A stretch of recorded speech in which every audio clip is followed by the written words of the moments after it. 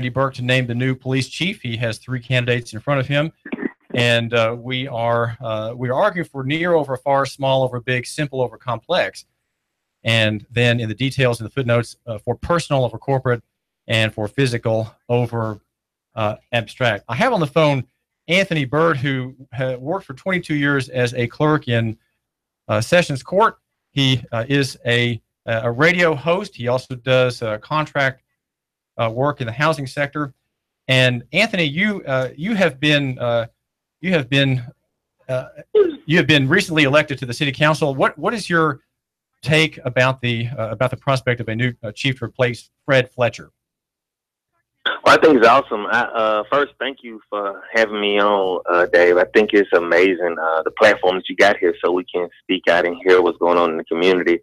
Man, it's going to be amazing, just the fact that we're going to get a new breath of fresh air, just something different, something to take the city to a whole nother level, because right now, the direction that, things are going are not good. Too many of our babies and children are dying out here on these streets, and we got to have somebody or something to come and change the direction of things the way they're going. Well, are you expecting the police department to be the party that will reduce? Are you talking about private person to private person violence, or even black on black violence in Chattanooga? Is that what you're talking about? Just everything that's going on. It's just a major disconnect in our city. You see it. You see how everybody we talk about is to Chattanooga, whether it's a black Chattanooga, a white Chattanooga, Hispanic Chattanooga. It's just, it's a major divide. We're not loving on each other enough and not reaching out enough. So hopefully, good leadership comes into that. So hopefully a new police chief coming into our city, or a person stepping up for that leadership role, can just change the outlook of the police department, Well, in what ways did Fred Fletcher come up short by your analysis, Anthony Byrd?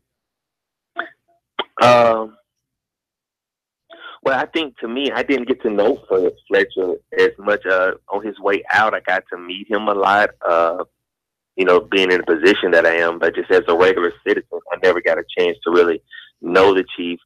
And it was kind of more of a divide between the community and the chief. And I know once you go so higher up into the realms of people that are in charge, it's hard to get to the man, you were so to say. But I couldn't.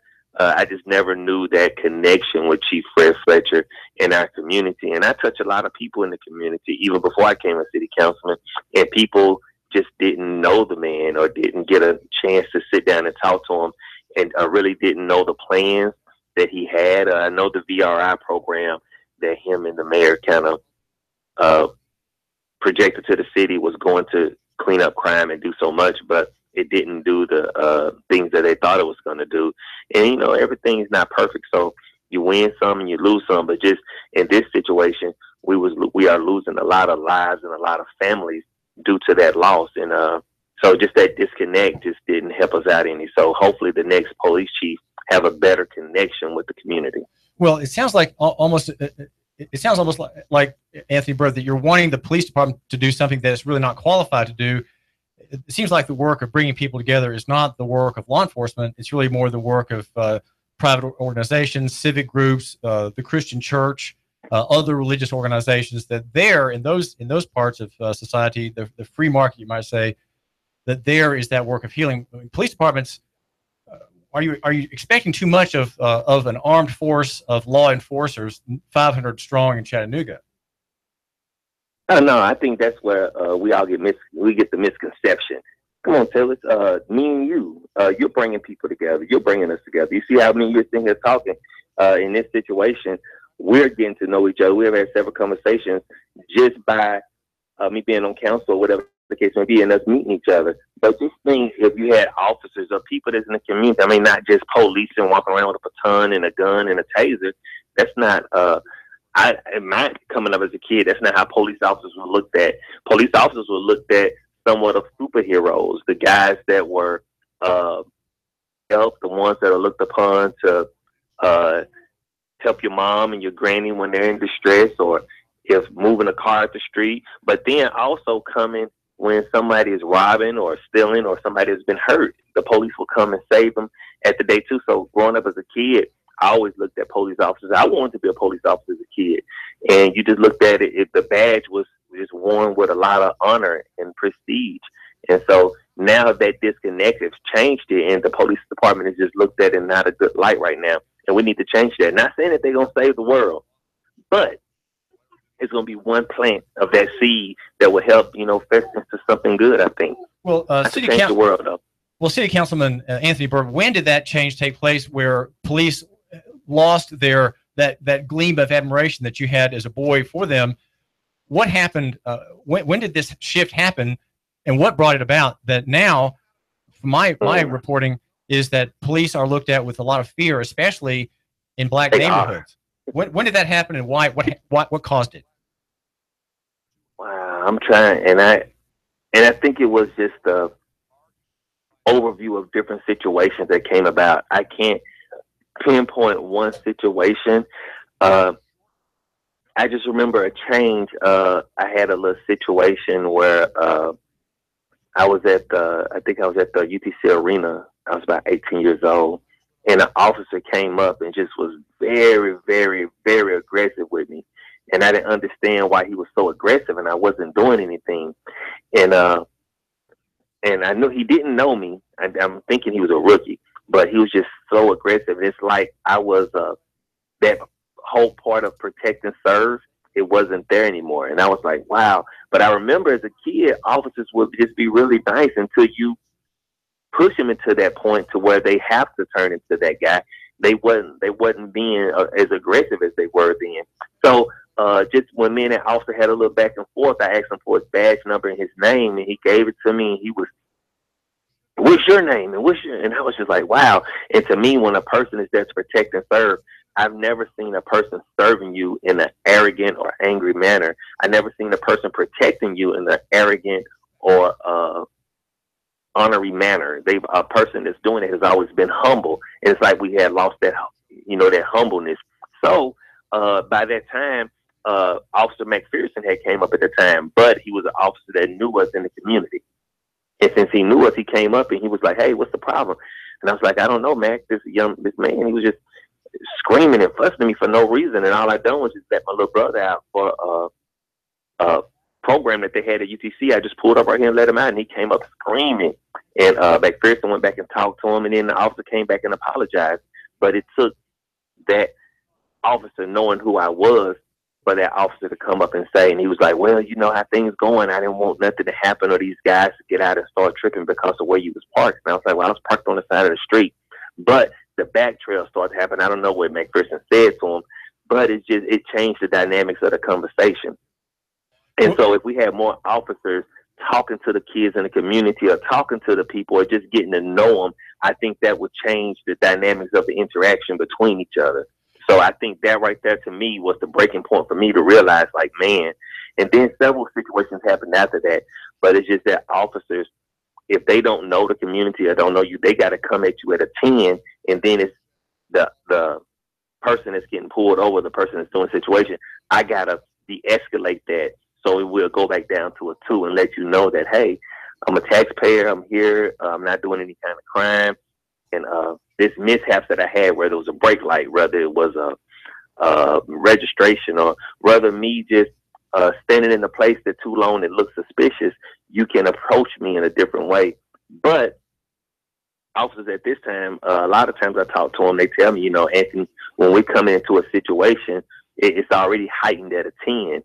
And I just think hopefully the new police chief can give a different direction of, hey, you don't have to go at things at a 10 all the time. You can come at it as a 2. And then if that person that you're dealing with takes it to a 10, then you can go there. But at this point, let's just try to deal with each other on the same level. So this changed. You're 41 years old, Anthony Byrd, council member, and this the first incident you mentioned was when you were 18. So that's 20 years ago.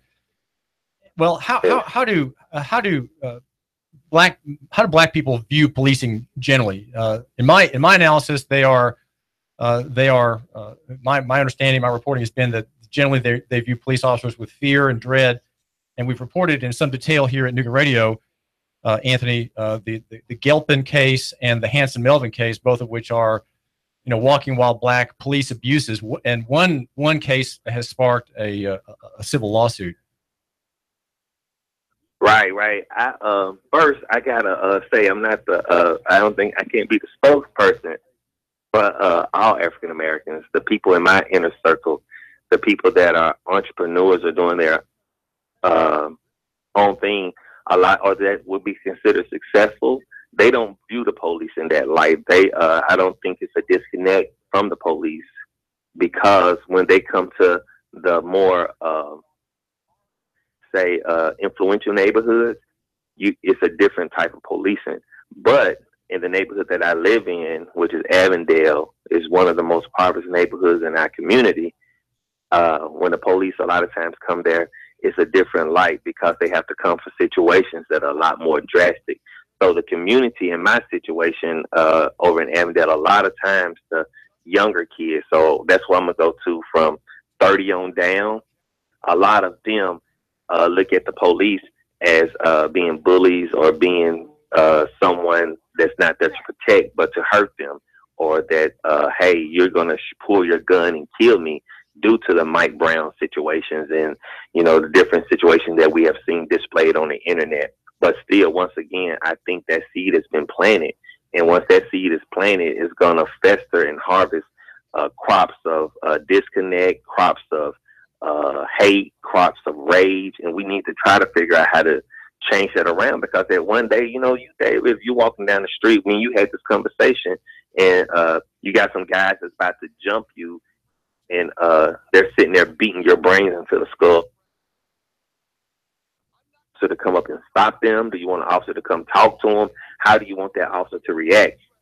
Why these young men, be it black, white, Chinese, Mexican, whatever, are jumping on you or robbing you, and the officer is there at that time? How do you want him to react to your situation? So I think that's the whole disconnect. Officers I talk to, we're bad until you need our help. But then when we give our help, it's a certain way you want us to help. Well, if my listener needs help, he would like to be able to call armed and competent people nearby, whether they're civilians on patrol or citizens on patrol, which is the original meaning of the word cop, is citizen on patrol, or professional. Now, the whole private function of policing, of peacekeeping, and of personal safety has been professionalized over the course of decades, and we don't have as many private people who are willing to help than we probably should. What is your take, Anthony Byrd, City Council member, on the idea of the sharing economy, where people with apps on their smartphones and the like are able to summon help, whether for a car breakdown or a personal threat by a young Turk with a gun, let's say, apps that let people call for help privately as opposed to calling 911? Do you see any fruit in that direction yet? No, I've never even heard of that, Dave. That's something different. And you would use your app to call for help instead of calling 911? Yes, and the people who come to help you are those in that network. It's just like Uber or Airbnb. If you're in that network, you're connected with the other people and can trade services through your phone. And in these apps that are under development, some have already been put on the market in beta versions. They let people in the network call for help and receive help, and if you're available, say you, Anthony, are have a car breakdown in a dangerous neighborhood, and you push the car breakdown in dangerous neighborhood button, and I'm nearby. Well, I'll say, well, I'm a member of that protector network, let's say, and here's Anthony. He wants me to come help him, change his tire and kind of watch out for him in that tough neighborhood. So that's another private services rather than public services. I like that. That sounds amazing. I think that would be something terrific. The only thing, and it's just, I guess, playing the devil's advocate, to me, it seemed like, especially when I talk to a lot of people, they want less policing and more community involvement. And I do agree with that. But it's bad people in this world, David, and when you're dealing with evil spirit, man, I done seen some bad things happen to good people for no reason. And I've seen good people, good Samaritans, go to try to help these people, and they get hurt. So if a person don't have the proper training, like say if me and you was on that app, Dave, and we went to say just change a flat tire, that Okay, let's go change the flat tire. But we don't know to help push this lady's car up the street, because I had a friend that went to help change his wife's tire and got hit by a semi truck, you know, and he wasn't thinking like, hey, let me try to push this part of the car up the street. He was just aiding his wife, and he lost a limb from that. So I question training sometimes. I don't know, man. We live in a different world today, Dave. Let me ask you a question about the fact. Go ahead. This is David Tulis. We're talking with Anthony Byrd, City Councilman. Let me ask you, the two best rivals, I guess, are most likely to win the bid from Mayor Burke are Mr. McPherson and David Roddy. Now, you said a nice thing about Mr. McPherson, Ed McPherson. Would he be a better chief, do you think, than David Roddy, who's said to be much more militaristic? Right. I talked to David, love him, awesome guy. Just David has never policed me in the manner to where I don't relate to David in a sense, but I do know him, and I do think he's an awesome guy, and I relate to him on a human being situation. But just in the trenches of my community and where I've been and what I've dealt with, McPherson have always been there. When I was a kid and crack really hit the community of Chattanooga, and people were drugged after mines and robbing and stealing just to get that crack rock, Daryl McPherson was there. And I remember him as a kid, just policing the community and everybody knowing him. And then as I became an adult, he was there. And I remember him always being there. And then now I have kids. And so now my kids know McPherson. So he has a connection throughout the community. When you say McPherson's name, people know the level of policing that he's going to bring. And I just think that community. So that's why I would say David McPherson, Daryl McPherson, and then Roddy maybe as a two. That new guy that's from LA, I've been hearing a lot of not so good things about him, and I don't know him, and he doesn't know the community, and he doesn't know the people. And just right now, I think we need somebody that knows the community and knows the people. So. Well, this is Anthony Byrd we're talking to. This is David Tulis. He's a council member and had worked for 22 years as a clerk in Sessions Court. And Anthony, how many times have you been stopped by police driving or walking while black? Wow, man, I have several situations. A lot of times, I'm gonna say, especially, man. May I remind you what you told me? You told me when we met in city council in the back office. You said 30, 40, 50 times. That's what you said. I mean, it seemed like a number so big you couldn't remember. So many times, David, to where just the officer just pull up and ask me where I'm going or what I'm doing. I'm like, why? Because I'm walking. You know, I had a run-in a while back at the mall that was publicized a lot.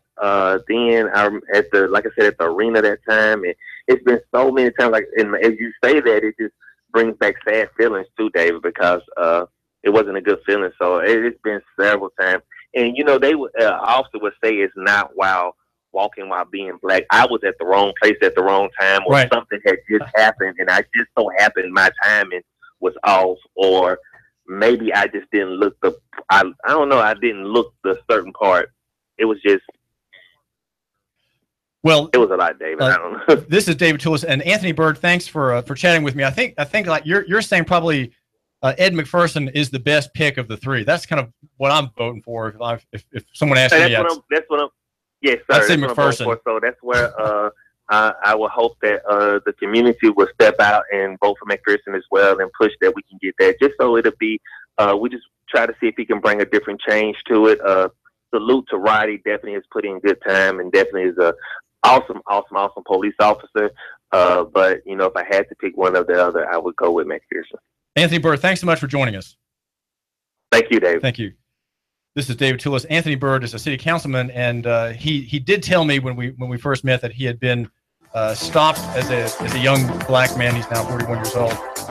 30, 40, 50. He could not. The number was so big he dared not try to limit it by a particular number. So many times. I'm a Caucasian.